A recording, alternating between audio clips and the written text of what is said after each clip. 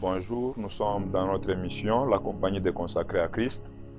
Voilà, en ce moment, nous voulons partager avec vous sur un sujet très important qui va nous parler sur l'onction et la présence de Dieu. Pourquoi nous avons voulu partager avec vous sur ce sujet? Parce que nous avons constaté qu'en ces temps, il y a eu beaucoup d'incompréhension et ce sujet est très important. Pourquoi? Pour mieux comprendre ce sujet, il faudrait déjà que le chrétien soit né de nouveau. Parce qu'il y a certains sujets qui arrivent dans notre vie. Si vous n'êtes pas né de nouveau, vous allez rencontrer beaucoup de problèmes pour mieux comprendre d'autres sujets. Alors en ce moment, je vais partager avec vous en ce qui concerne l'onction. Et dans d'autres sessions, nous allons encore partager sur la présence de Dieu. Mais j'aimerais avant tout lire dans un verset de la Bible qui va bien nous éclairer sur le point où nous voulons directement débuter notre sujet. Nous allons lire dans Psaume, chapitre 103, le verset 7. Nous allons lire et puis nous allons mieux comprendre ce que je vais essayer de vous expliquer.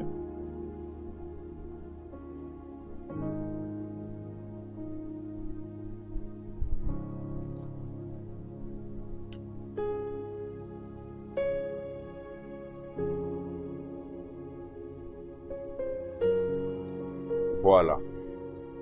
Lorsque nous lisons dans le psaume, chapitre 103, le verset 7, vous allez voir que la Bible est en train de nous dire l'Éternel. Vous allez voir dans le verset 7, il est dit, il a manifesté ses voies à Moïse, ses œuvres aux enfants d'Israël. En réalité, qu'est-ce qui fait la différence? Lorsque nous parlons de il a manifesté ses voies à Moïse et il a montré ses œuvres aux enfants d'Israël, vous allez détecter une assez très grande différence dans ce qui se passe. Pourquoi il a manifesté ses voies à Moïse? Parce que Moïse, la différence est que à chaque fois, Moïse avait une vie qu'il passait dans la présence de Dieu.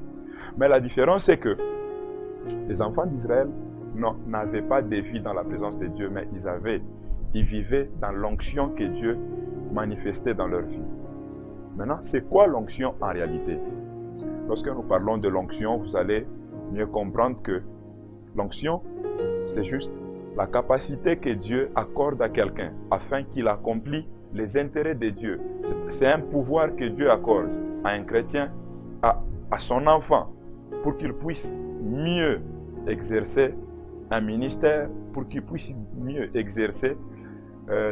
s'exercer dans un domaine bien précis. Là, je veux bien m'expliquer. Vous allez voir que c'est un sujet qui a plusieurs définitions. Tout dépend de lieu où l'on veut parler sur l'onction. Chez les Hébreux, vous allez voir, lorsqu'on parle de l'onction, dans la compréhension, les Hébreux définissent ça comme quelque chose qu'on a fait pénétrer dans une personne. Mais lorsque vous allez chez les Grecs aussi ont une autre définition de l'onction, c'est que pour les Grecs, eux, quand vous parlez de l'onction, on parle d'une couverture, de quelque chose qu'on a fait quoi? Qu'on a déversé, quelque chose qui enveloppe une personne. Mais pour mieux comprendre ce que je suis en train de dire en ce moment, pour mieux comprendre l'onction, nous allons lire le verset, ou bien nous allons voir des exemples bien précis qui vont nous montrer des temps où Dieu a déversé de son onction, ou bien a fait pénétrer son onction dans des choses. C'est-à-dire quoi?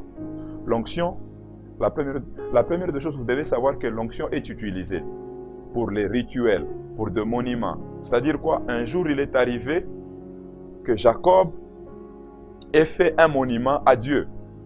Et ce monument-là, Jacob directement l'a oint.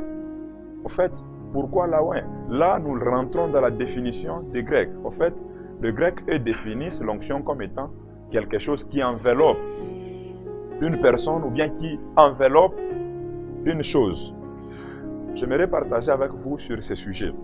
Vous allez voir qu'il y avait l'autel, qu'il y avait l'arche, qu'il y avait il y avait les ustensiles qu'on utilisait, il y avait le vêtement des sacrificateurs qui était oint.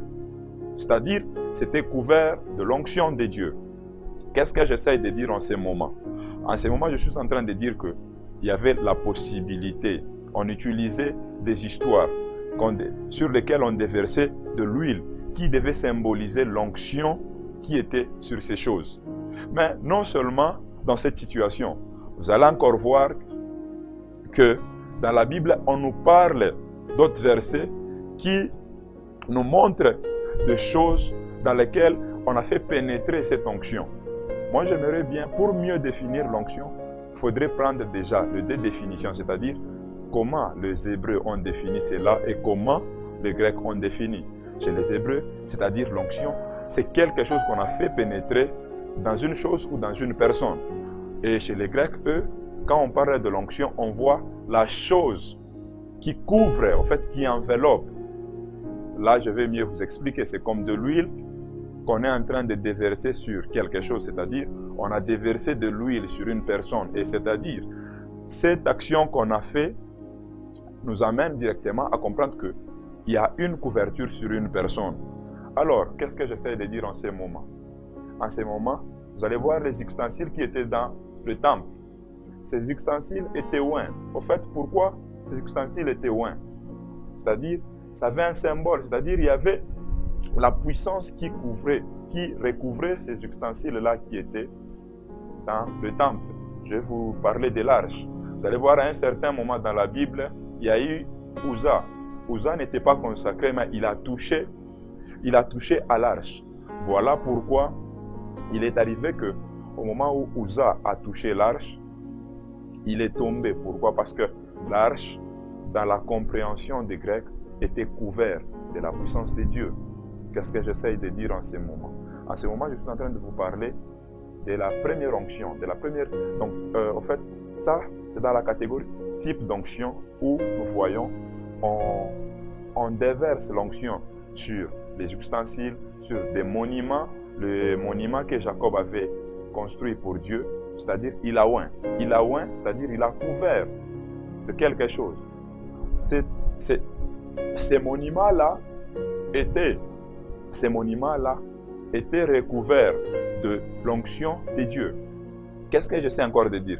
Vous allez voir dans le tabernacle. Dans le tabernacle, il y avait aussi l'autel. En fait, l'autel était couvert aussi de cette onction. C'est-à-dire, lorsqu'on voyait l'autel, on voyait quelque chose qui était couvert de la puissance de Dieu.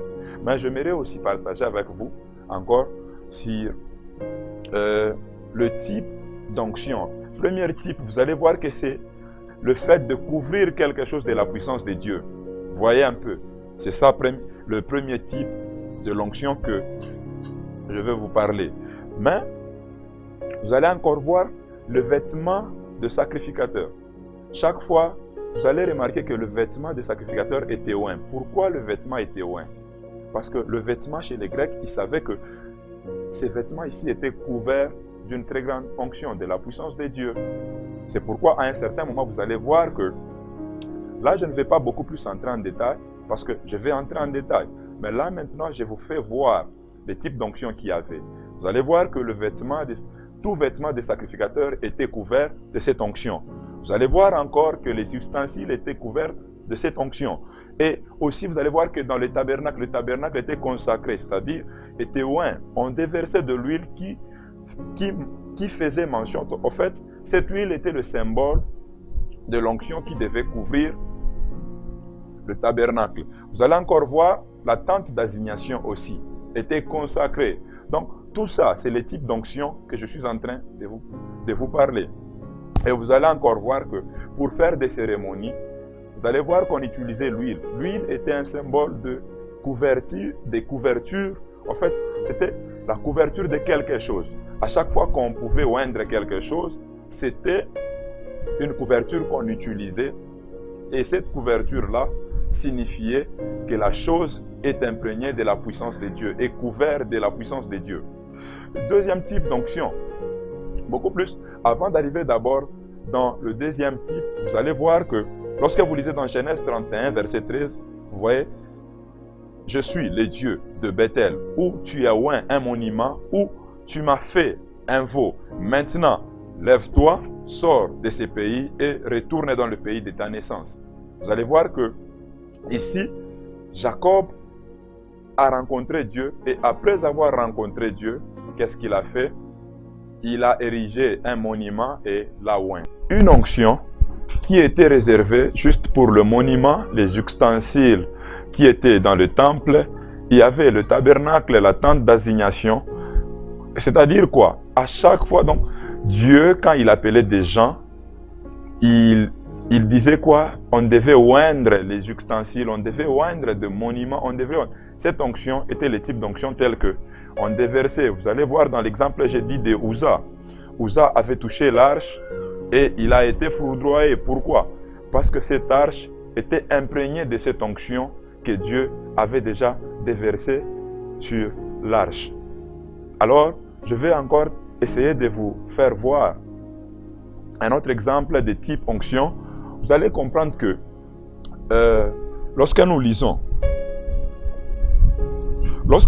dans Exode 25, le verset 6, vous allez voir que la Bible nous dit de l'huile pour le chandelier, des aromates pour l'huile d'onction et du parfum, et pour le parfum odorifiant.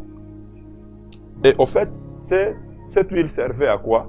Cette huile, deuxième type d'onction, c'était le type de l'onction sacerdotale. Au fait, c'est l'huile qu'on utilisait pour oindre le sacrificateur. C'est ça qu'on appelle une huile, une onction sacerdotale. Vous allez voir encore, lorsque nous lisons dans 1 Roi chapitre 19, verset 16, vous allez voir aussi qu'on nous parle d'une autre onction. C'est l'huile qu'on devait oindre quelqu'un pour une onction prophétique.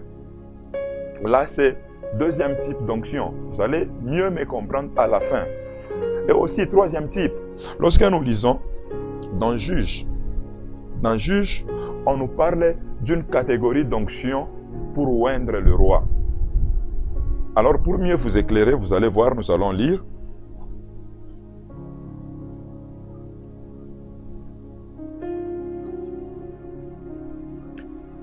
Voilà.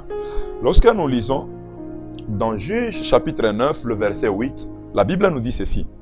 Les arbres partirent pour aller oindre un roi et le mettre à leur tête.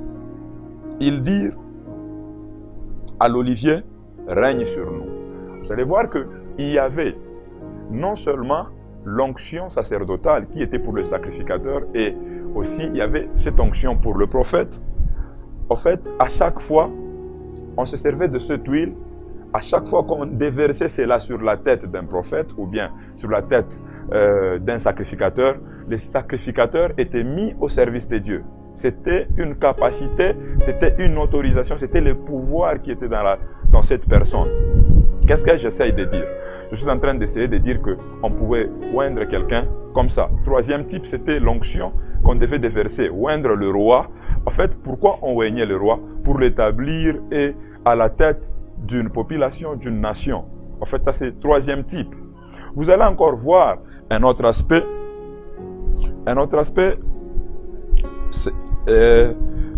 Le quatrième type, c'était l'onction qu'on utilisait sur les armes. On pouvait même oindre les armes pour les utiliser à la guerre. Vous allez voir des boucliers où on déversait de l'huile d'onction qui servait en soi, pourquoi? Qui servait à aider les militaires à la guerre.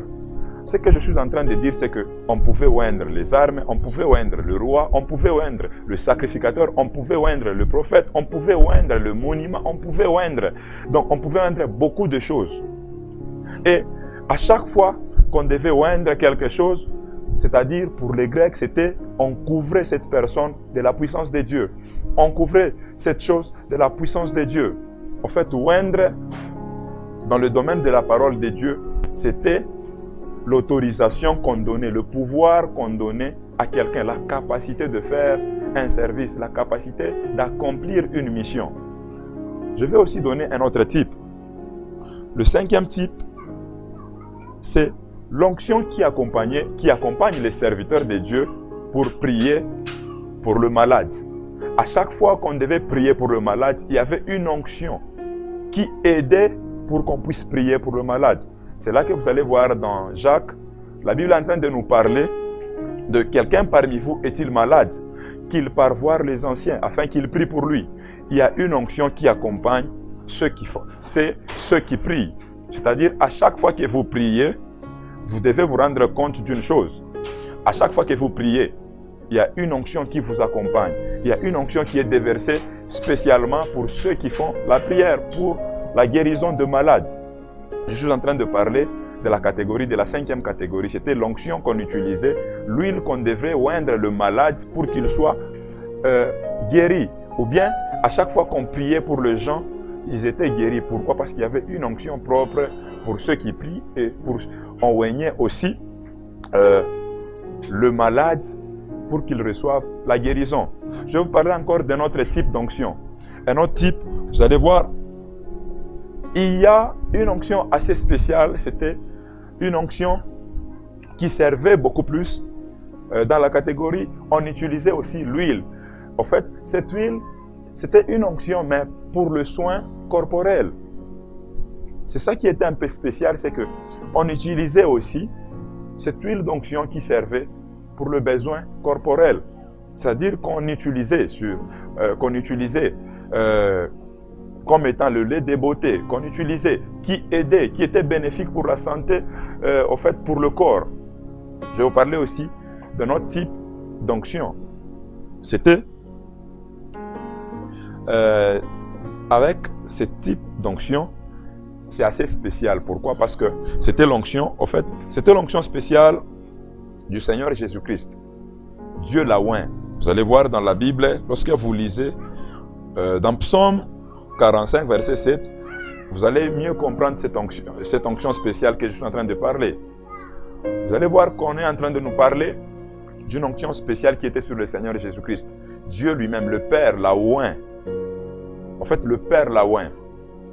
C'est pourquoi dans le Nouveau Testament, vous allez voir que cette coutume qu'il y avait dans l'Ancien Testament d'utiliser de l'huile pour mettre sur la tête de quelqu'un était assez rare, mais beaucoup plus, c'était parce que le Saint-Esprit était descendu.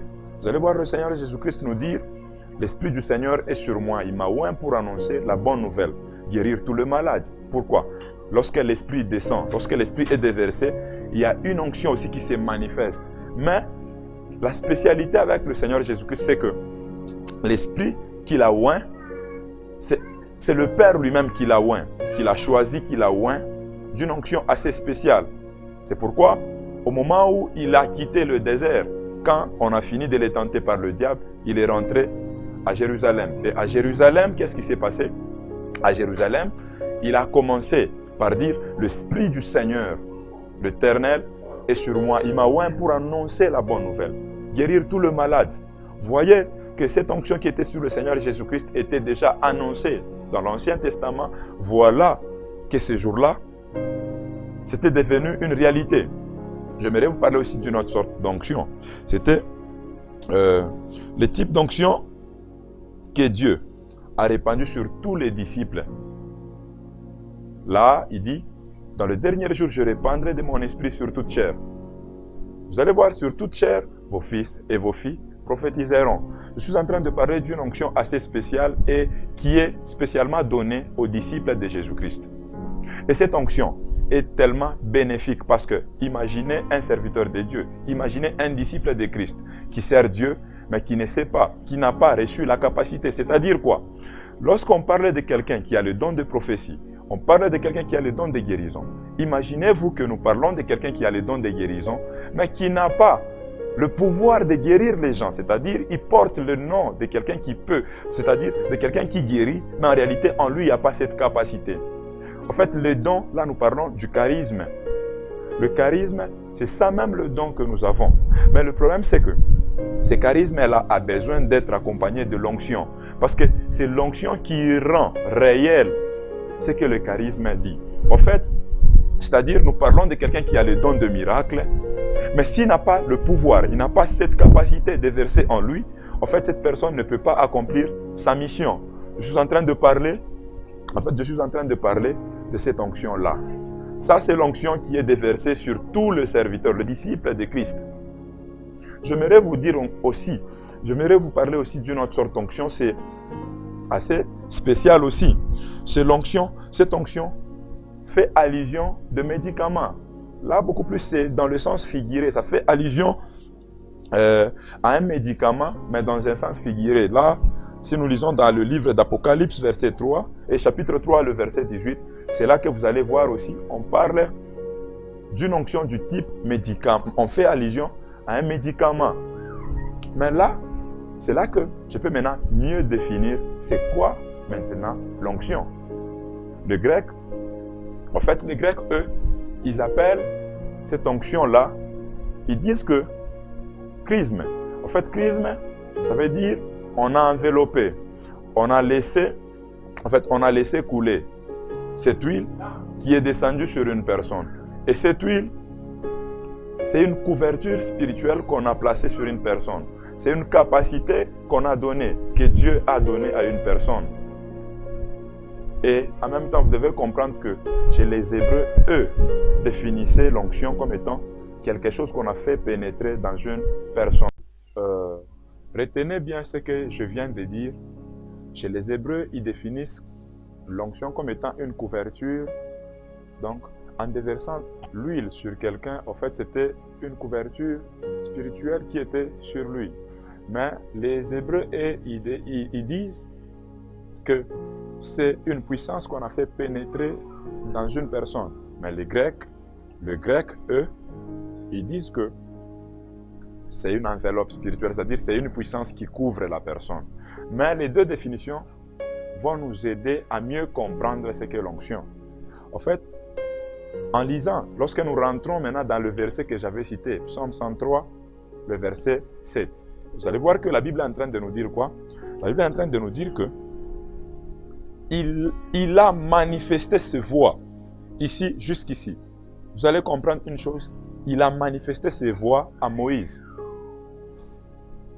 Ses œuvres aux enfants d'Israël. Pourquoi Dieu a-t-il manifesté ses voies aux enfants d'Israël et à Moïse? Mais aux enfants d'Israël, il a manifesté ses œuvres. Il y a une différence. Et c'est ça que nous devons comprendre et connaître en ces moments. C'est que ce qui fait la différence entre l'onction et la présence de Dieu, c'est quoi? C'est le fait juste que l'onction est définie comme étant la puissance que Dieu fait pénétrer dans une personne. Ou bien la puissance que Dieu... C'est donc la puissance avec laquelle Dieu se sert pour couvrir une personne. En fait, maintenant, j'aimerais bien expliquer. Il y a ceux qui expérimentent l'onction de Dieu, il y a aussi ceux qui expérimentent la présence de Dieu. Maintenant, qu'est-ce qui fait la différence de cela? Vous allez voir cette différence lorsque nous lisons dans Exode chapitre 33. Dans Exode chapitre 33, là-bas, à partir du verset 18, vous allez voir quelque chose. C'est que Moïse est en train de dire, Moïse était dans la présence de Dieu. Il dit quoi?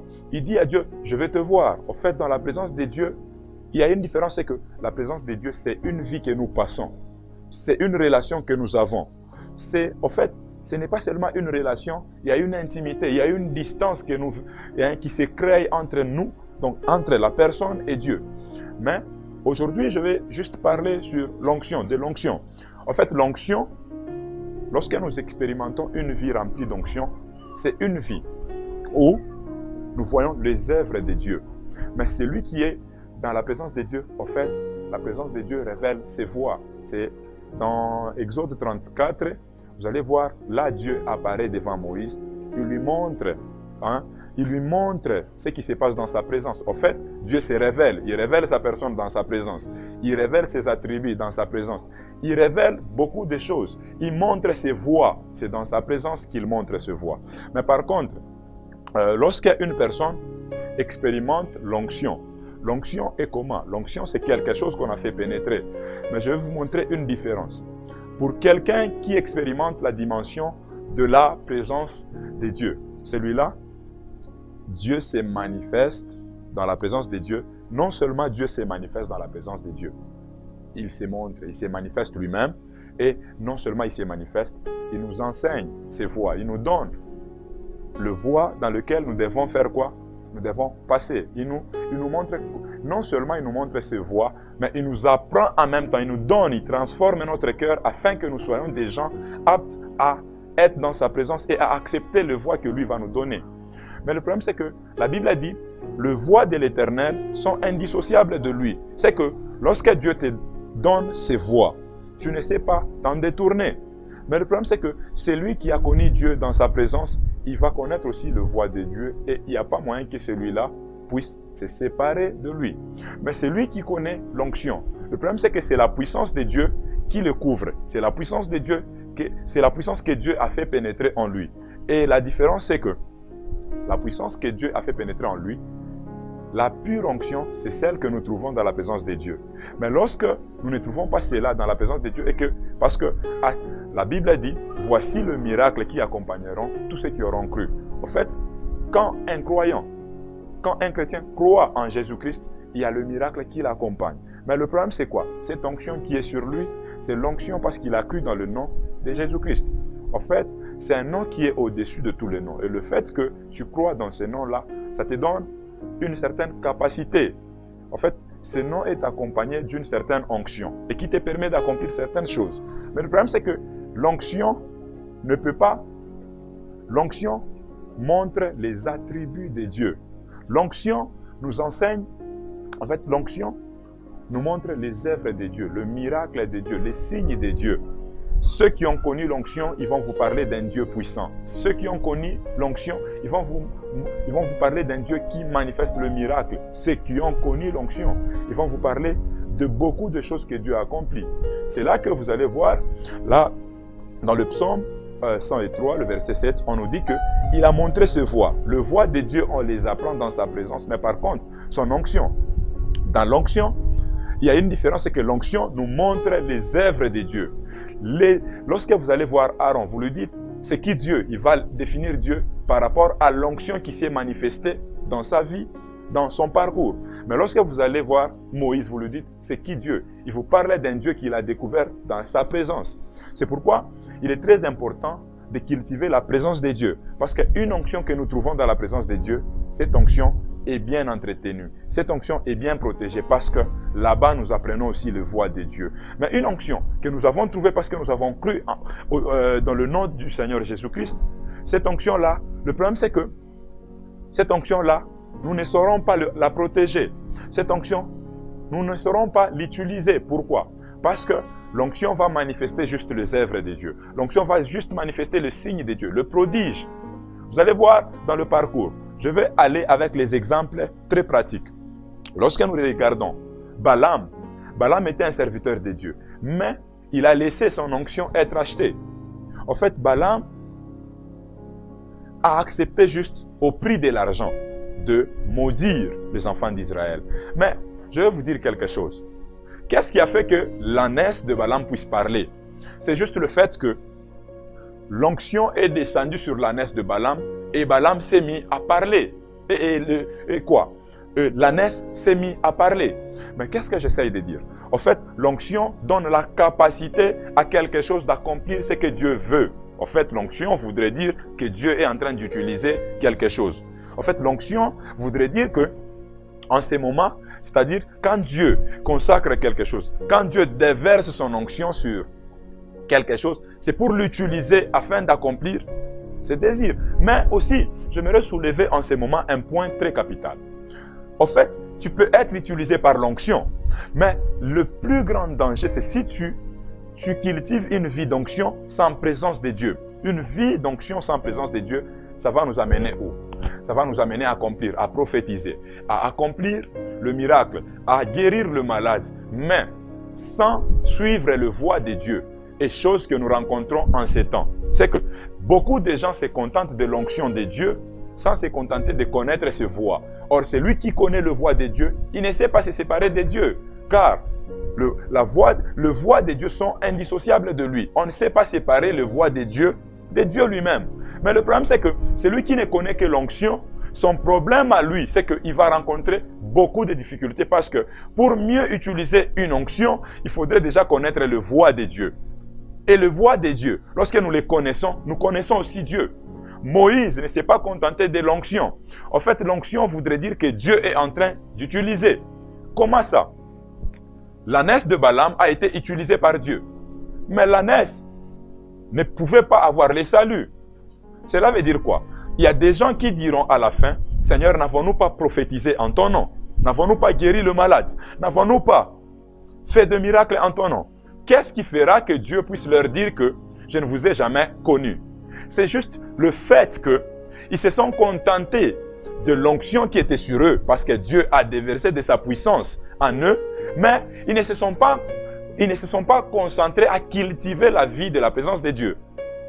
Chose que Dieu avait vraiment aimée. Vous allez voir dans l'exemple du Seigneur Jésus-Christ qu'il est arrivé à un certain moment, le Seigneur Jésus-Christ avait cultivé une vie de la présence de Dieu. Pas seulement à un certain moment. Vous allez voir qu'on disait toujours, il se retira. Il s'est retiré pour aller où? Il allait dans la présence de Dieu. C'est dans la